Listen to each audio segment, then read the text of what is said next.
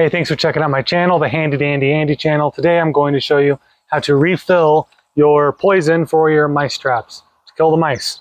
All right, so this is what we're gonna do. I have two different styles. I have the refillable kind and then the non-refillable kind that we're gonna bust open and refill anyway.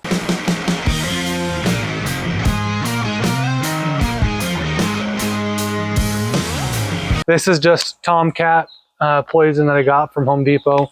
But let me show you what we do here. So on this one, there's a release we have to release, and then I just use my thumb for that, and then we'll grab this part, and then this we'll just pull out, and then you'll put the bait in here. Okay, now if you're really worried about it, you'll probably want to use some gloves or something. I'm just going to wash my hands really well, and I'm not too worried about it. So all right, there we go. I'm going to put this right back in, clipped in. Now it can't get out. All right, so that's one. The second one is this kind right here.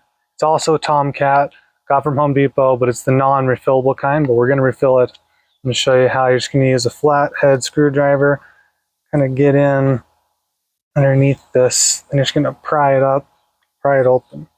Find a spot that you can get in and get under. It's gonna take a little bit of pressure. See if you can get under there. There we go. So you can see I got on that side.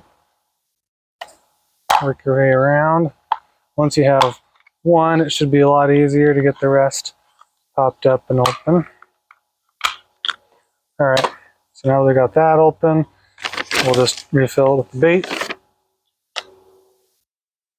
Then we can just re-snap it back into place. Then I had one other one that I previously had already popped open. Okay, put the bait in there.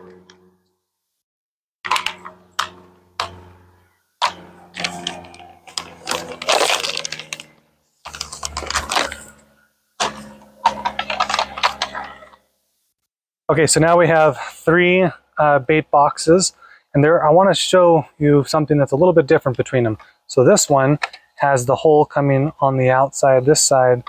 This one has a little place for the mice to kind of run and hide under, and then the hole's right here. Okay, and I like this kind better. It's a little bit bigger, a little bulkier, but I like it better, and let me show you why.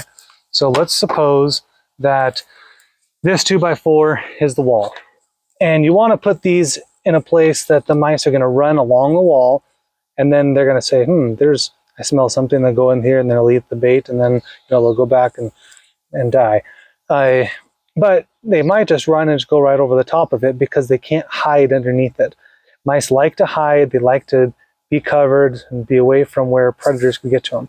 And that's why I like this one a little bit better, because you can set this right up against the wall and the mice run along and they hide right inside there.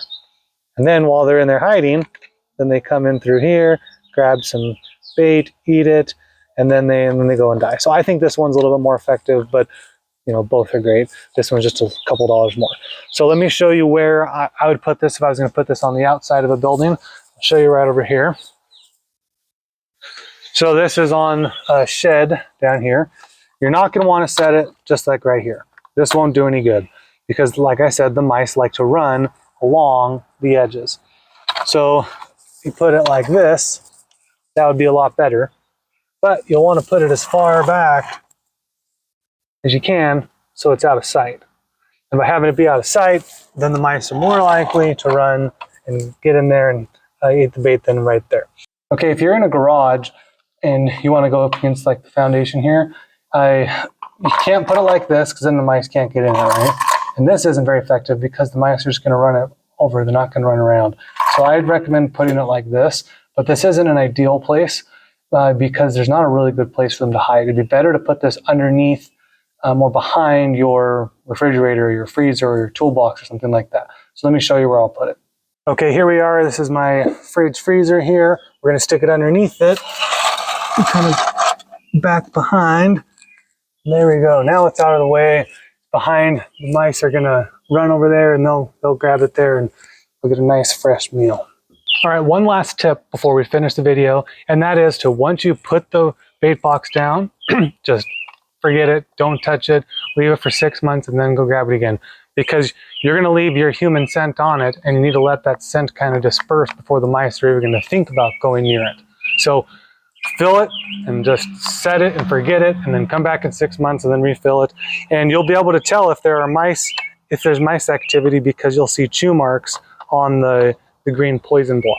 So I like how you can see right through this, because you can say, oh, hey, look, this is still fresh. There's been no mice activity, or hey, there's been a few nibbles, or if the whole thing's gone, then you know they've been feasting on it.